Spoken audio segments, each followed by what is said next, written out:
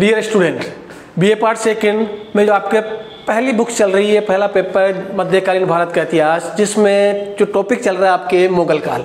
मुगल काल में अपना अकबर टॉपिक चल रहा है। अकबर का जो पिछला लेसन हुआ था उसमें अपन इसके प्रारंभिक जीवन, साम्राज्य विस्तार के तहत जो युद्ध में विजय प्राप्त की थी उनका अध्ययन किया था। अब देखिए नेक्स्ट जो टॉपिक है बड़ा इंटरेस्टिंग टॉपिक है और आपको भी बहुत कुछ इसमें नॉलेज है और उससे भी ज़्यादा जानकारी आप आज इस लेसन में प्राप्त करेंगे। अकबर व प्रताप। प्रताप से तात्पर्य है महाराणा प्रताप। देखिए अकबर का एकमात्र सपना था कि मेवाड़ को अपने अधीन करे, मेवाड़ के शासकों को अपने अधीनता स्वीकार कराए। पहला प्रयास किया था 1567 ईस्वी में अकबर ने मेवाड़ पर आक्रमण करके। उस समय शासक था उदय सिंह जो कि सांगा का पुत्र था। सांगा तो परिवार सहित सुरक्षित चले जाते हैं, चित्तौड़ पर आधिपत्य स्थापित कर लेता है अकबर और वहाँ पर उस दौरान जयमल, पत्ता, कल्ला लड़ते हुए वीरगति को प्राप्त होते हैं और जयमल व कल्ला दोनों चाचा भतीजा थे। कल्ला की बुआ मीराबाई बताई जाती है। तो अब देखिए, अब उसके पश्चात अकबर 1570 ईस्वी में नागौर दरबार लगाता है आमेर के शासक भारमल के सहयोग से। उस नागौर दरबार का उद्देश्य होता है कि राजपूतों को अधीनता स्वीकार कराए ताकि राजपूतों का मैं सहयोग ले सकूं। और उसमें बताया जाता है कि मेवाड़ और मारवाड़ को छोड़कर अधिकतर राजा उपस्थित होते हैं, वह अकबर की अधीनता स्वीकार कर लेते हैं। मारवाड़ का बाद में दमन कर दिया जाता है चंद्रसेन की मृत्यु के साथ और जोधपुर को भी खालसा घोषित कर दिया जाता है राज्य को। अब उसके पश्चात अकबर की अभिलाषा पुनः जागृत होती है। मेवाड़ अभी तक अधीन नहीं हो पाया, मेवाड़ के शासक ने अधीनता स्वीकार नहीं की। अतः उसी उद्देश्य से वो क्या करता है, भाई अभी प्रताप है, भाई महाराणा प्रताप है मेवाड़ का शासक। अब क्या करना है, अब प्रताप के पास मैसेज भेजना है ताकि वो अधीनता स्वीकार कर ले। इसी क्रम में क्या होता है कि 1572 ईस्वी में अकबर जलाल खां को प्रताप के पास भेजता है, भाई आप अधीनता स्वीकार कीजिए। हालांकि पहला अभियान किया था चित्तौड़ का 1567 ईस्वी में, जो कि अकबर के चरित्र पर एक कलंक माना जाता है। उसके पश्चात उसने अपनी नीतियों में परिवर्तन किया। वह राजपूतों के साथ सुलह कुल की नीति का पालन करना है, इसीलिए वो आक्रमण नहीं करता है और समझाइश के प्रयास करता है। तो 1572 ईस्वी में जलाल खां को भेजता है, भाई प्रताप को समझाइए वो अधीनता स्वीकार कर ले, लेकिन प्रताप नहीं मानता है। उसी क्रम में 1573 ईस्वी में मानसिंह को भेजता है कि आइए, कि जाइए आप वो प्रताप को समझाइए। तो कहा जाता है कि मानसिंह जब प्रताप को समझाने जाता है, महाराणा प्रताप को, जो कि इतिहास में किस नाम से प्रसिद्ध थे, कीका नाम से, मानसिंह समझाने जाता है तो भी प्रताप नहीं मानता है। और इसके अलावा जो कर्नल जेम्स टोड है, जो इतिहास में घोड़े वाले बाबा के नाम से प्रसिद्ध है, जेम्स टोड के जो साक्ष्य है उसके आधार पर दो इस समय की घटना बताता है जेम्स टोड कि मानसिंह जब प्रताप से मिलने जाता है तो कहा जाता है कि एक दावतनामे का बंदोबस्त किया जाता है, रात्रि भोज। तो कहा जाता है कि प्रताप मानसिंह के समक्ष खुद उपस्थित नहीं होता है, अपने पुत्र अमर सिंह को भेज देता है दावत खाने में। तो मानसिंह इसे अपना अपमान समझता है और अब मानसिंह सोचता है कि प्रताप मेरे साथ खाना नहीं खाना चाहता। क्यों? क्योंकि हमने मुगलों से वैवाहिक संबंध स्थापित कर लिए, इसलिए वो मुझे निम्न समझ रहा है राजपूतों से। अतः वो कहता है कि इस प्रकार तो यह मेरा अपमान है और वही वो चेतावनी दे देता है कि प्रताप को कह देना कि युद्ध भूमि में ही मुलाकात होगी। ऐसा बताता है जेम्स टोड। लेकिन कुल मिला के मानसिंह के कहने पर भी ये प्रताप नहीं मानता। इसके पश्चात कहा जाता है 1573 ईस्वी में ही भगवान दास को भेजता है।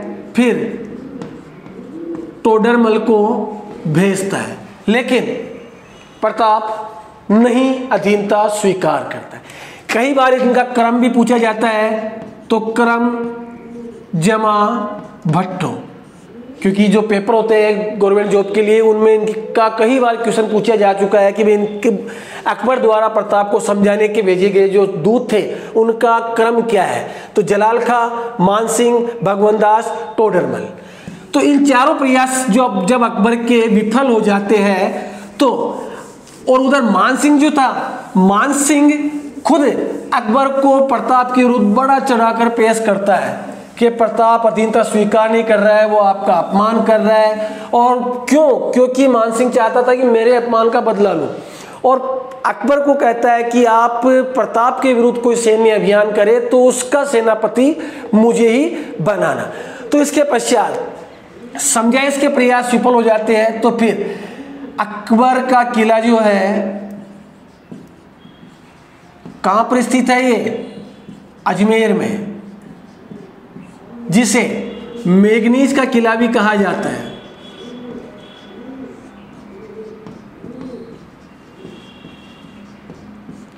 यहां पर जो कि अजमेर में है, प्रताप के विरुद्ध युद्ध का प्लानिंग तैयार की जाती है। भाई अब हमारे पास कोई विकल्प नहीं बचा है, तो अब क्या करना है? अब तो युद्ध करना है। तो युद्ध की जो योजना थी प्रताप के विरुद्ध हल्दी घाटी के युद्ध की योजना कहां पर बनी थी?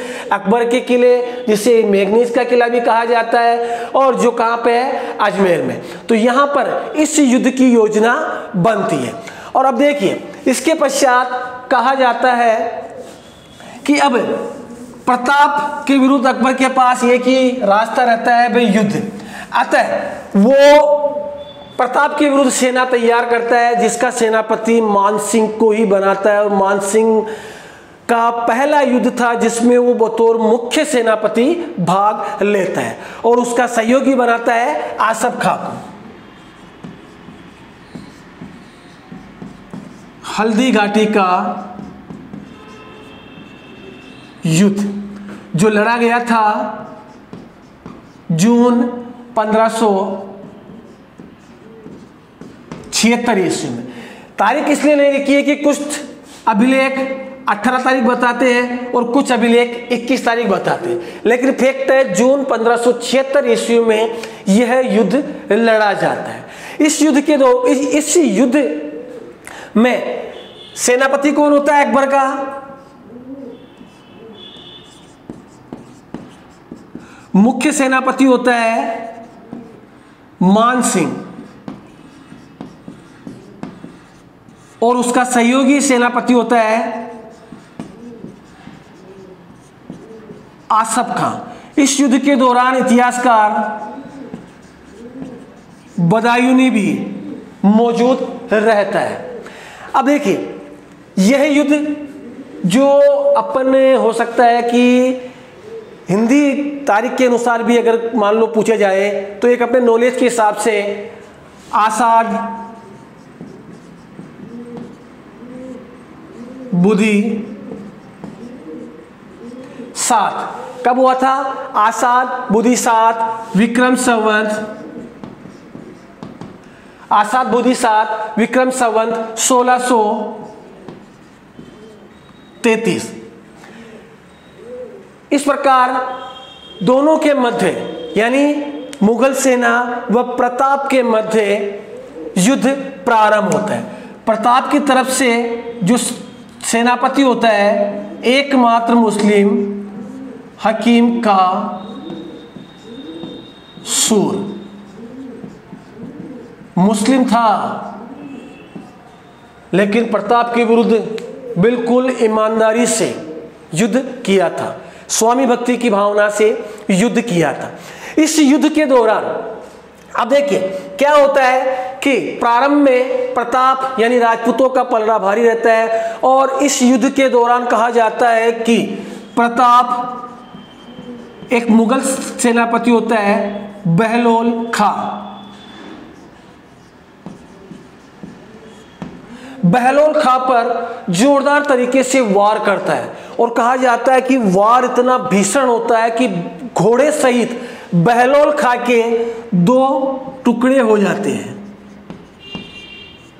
क्या होता है? घोड़े सहित बहलोल खा के दो टुकड़े हो जाते हैं और मुगल सेना में भगदड़ मच जाती है कि मुगल सैनिक हताश हो जाते हैं, भाई राजपूतों से हम विजय प्राप्त नहीं कर सकते, और इतना भीषण मंजर वो देख लेते हैं कि यार इतना भीषण प्रहार है कि व्यक्ति के घोड़े सहित दो टुकड़े हो गए हैं। तो मुगल सेना में भगदड़ मच जाती है। उसी समय एक होता है मुगलों का सेनापति कह सकते हैं, जिसे मुगल सैनिक मेहतर खां। जब ये देखता है कि मुगल सेना में भगदड़ मच गई है और भागने लगी है मुगल सेना, तो वो क्या झूठी अफवाह फैला देता है, झूठी सूचना देता है कि बादशाह सलामत अकबर खुद युद्ध भूमि में अपनी सेना लेकर आ रहे हैं ताकि सैनिकों का मनोबल बढ़े। तो इसके ये सूचना फैलाने से सैनिकों का मनोबल पुनः बढ़ता है और वो भागती मुगल सेना पुनः युद्ध के लिए तैयार हो जाती है और इस प्रकार पुनः दोनों में संघर्ष प्रारंभ हो जाता है। इसी दौरान कहा जाता है कि प्रताप मानसिंह पर ही ऐसा ही प्रहार करता है, जो कि मानसिंह बैठा रहता है हाथी पर और प्रताप अपने प्रिय घोड़े चेतक पर। तो कहा जाता है घोड़े को वो एड़ लगाता है, घोड़ा जंप मारता है और घोड़ा दोनों पैर मानसिंह जिस हाथी पर बैठा रहता है उस हाथी की सूंड पर टिका देता है और फिर महाराणा प्रताप भाले से वार करता है मानसिंह पर। लेकिन वो तो मानसिंह का भाग्य अच्छा होता है कि वो उस हाथी पर बने होदे में छुपकर अपनी जान बचा लेता है। लेकिन कहा जाता है कि घोड़े के जो पैर थे वो हाथी की सूंड पर लगे खंजर से घायल हो जाते हैं। तो प्रताप मानसिंह तो बच जाता है। अब इसके पश्चात क्या होता है? प्रताप घोड़े सहित शत्रुओं से घिर जाता है। तो कहा जाता है कि उस समय झाला बीधा वो प्रताप के पास आता है, प्रताप को कहता है कि आप अपने कवच कुंडल वगैरह मुझे दे दीजिए क्योंकि मेवाड़ को आपकी जरूरत है और आप युद्ध भूमि से बाहर निकल जाइए। तो प्रताप पहले तो मना कर देता है लेकिन बाद में मान लेता है और प्रताप सुरक्षित अपने घोड़े चेतक सहित निकल जाता है। जहां चेतक जो कि घायल हो जाता है उसकी मृत्यु हो जाती है और इसकी बलीज गांव है राजसमंद में ही, वहां इसकी छतरी बनी हुई है। तो इस प्रकार चेतक का दुखद अंत होता है। अब देखिए प्रताप निकल जाता है, मानसिंह व मुगलों की स्थिति मजबूत हो जाती है क्योंकि जब तक मुख्य जो शासक है या मुख्य सेनापति है युद्ध भूमि में नहीं है तब तक सैनिकों का मनोबल डाउन ही रहेगा। जैसे सांगा के समय हुआ था वैसा ही प्रताप के समय भी होता है। इस युद्ध के दौरान अब देखिए इसे हाथियों का युद्ध भी कहा जाता है। हाथियों का युद्ध इसलिए कहा जाता है कि इस युद्ध के दौरान प्रताप व मानसिंह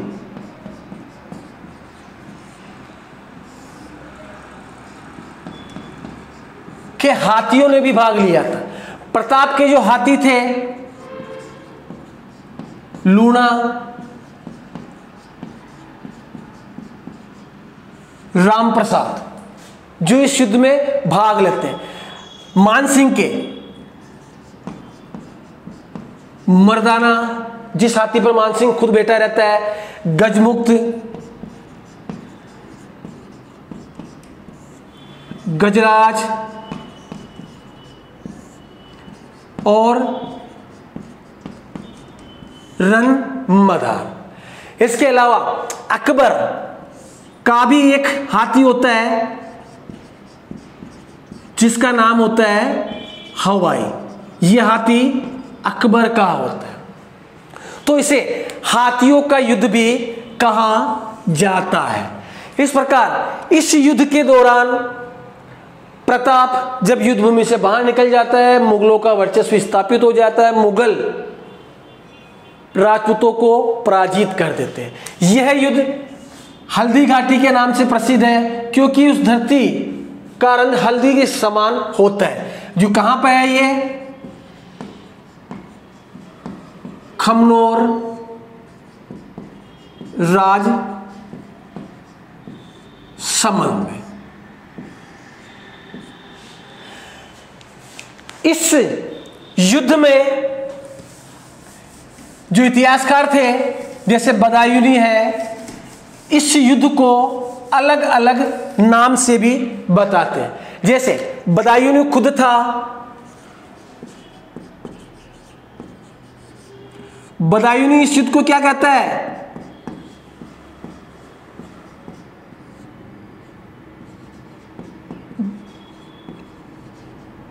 बदायूनी कहता है कि भाई ये युद्ध गोगुंदा का युद्ध है। इसके अलावा जेम्स टोड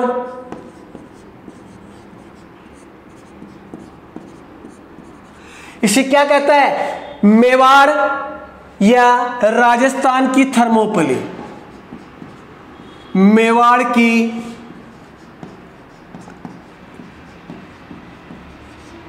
थर्मोपली या राजस्थान की थर्मोपली। थर्मोपली इसकी तुलना इसलिए की जाती है कि पारस और यूनान के मध्य जो युद्ध हुआ था वो थर्मोपली का युद्ध इतिहास में जाना जाता है, इसीलिए इसे थर्मोपली का युद्ध कहा जाता है। अबुल फजल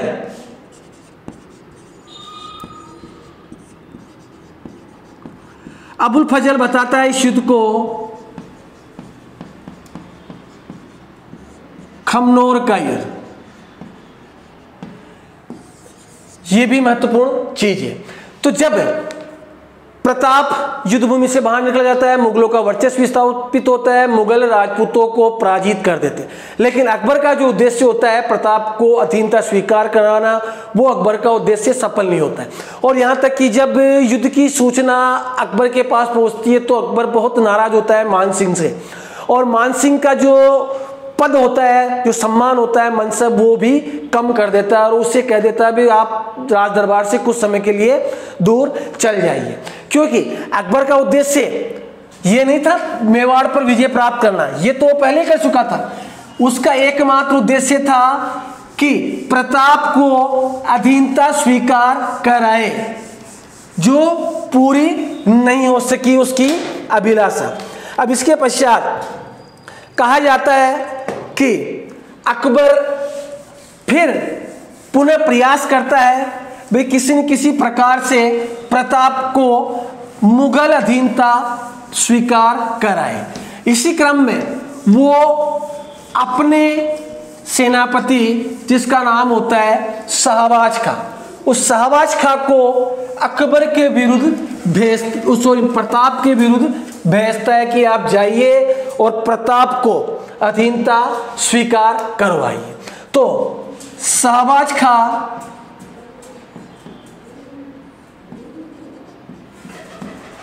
को भेजता है अकबर हल्दीघाटी युद्ध के पश्चात। उस समय प्रताप कुंभलगढ़ में होते हैं।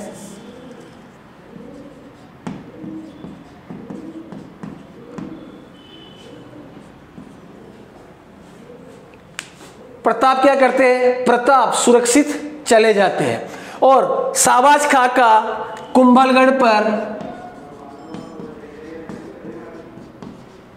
आधिपत्य स्थापित हो जाता है, लेकिन प्रताप अधीन नहीं आता। फिर इसके पश्चात 3 प्रयास और करता है शाहबाज खां, लेकिन क्या रहता है, असफल रहता है। यानी प्रताप के विरुद्ध इसको अकबर को सफलता नहीं मिलती है। इसके पश्चात कहा जाता है कि 1580 ईस्वी में अकबर एक प्रयास पुनः करता है और अब्दुल रहीम को भेजता है।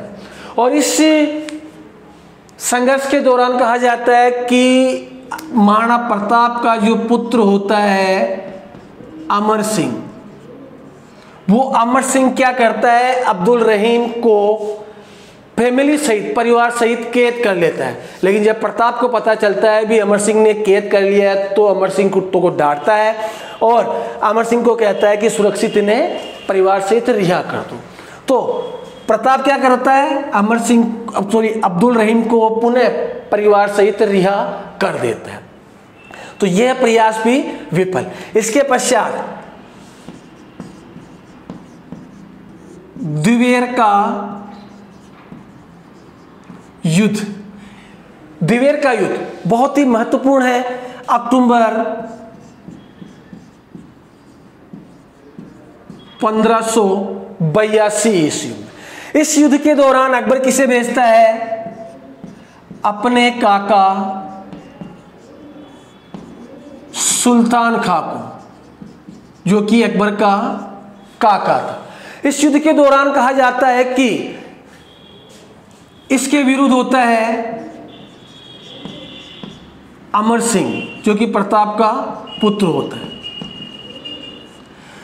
युद्ध के दौरान अमर सिंह इतना जोरदार अपने हथियार से प्रहार करता है कि सुल्तान खां के शरीर के 2 टुकड़े हो जाते हैं घोड़े सहित।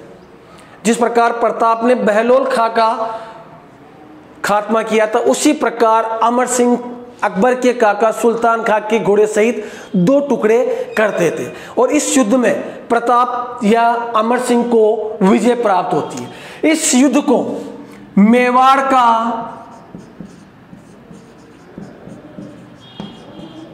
मैराथन कौन कहता है, जेम्स टोड। हल्दी घाटी के युद्ध को मेवाड़ की थर्मोपली या राजस्थान की थर्मोपली, और द्विवेर के युद्ध को टोड कहता है मेवाड़ का मैराथन।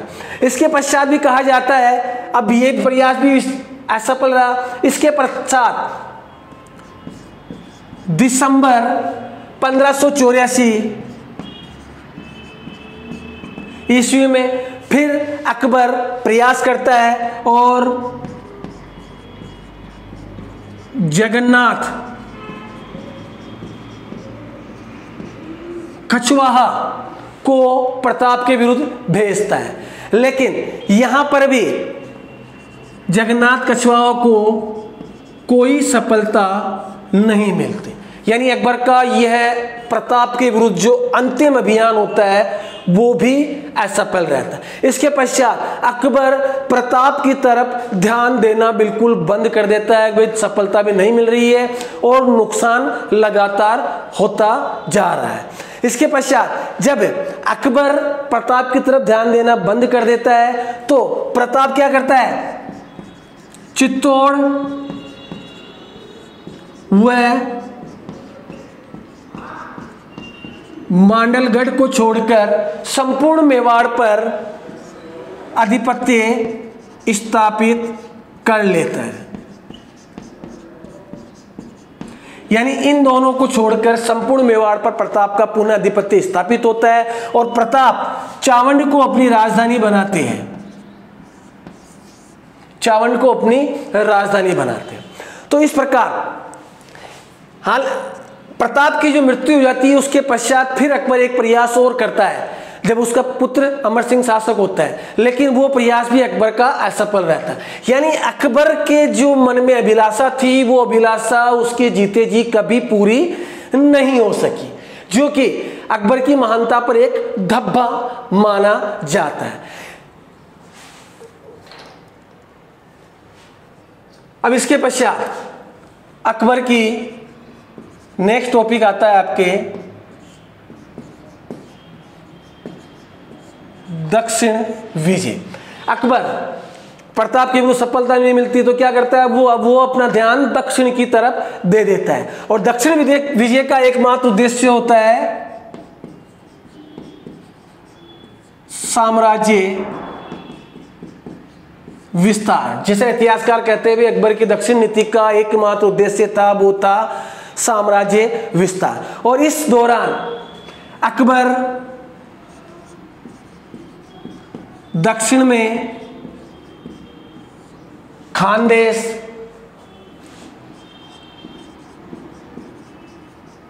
अहमदनगर जिसकी शासिका चांद बीबी का नाम प्रसिद्ध है, और असीरगढ़, जहां का शासक होता है मे बहादुर।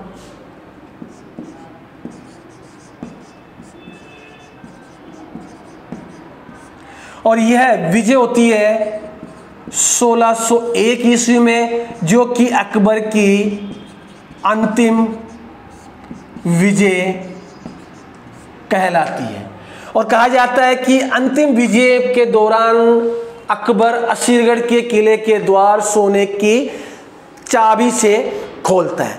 तो इस प्रकार अकबर का जो साम्राज्य विस्तार है उसके बारे में अपन ने अध्ययन किया। अब अकबर का जो अंतिम टॉपिक है वो है अकबर के समय के विद्रोह।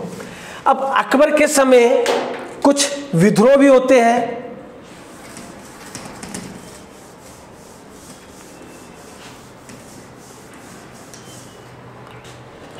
अकबर के समय के विद्रोह,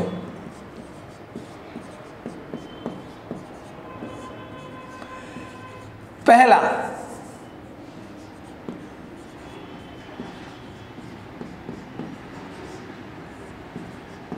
अफगानियों या बलूचियों का विद्रोह। इस युद्ध के दौरान इस विद्रोह के दौरान कहा जाता है कि अकबर का जो नवरत्न था बीरबल वीरगति को प्राप्त होता है। दूसरा विद्रोह करता है सलीम,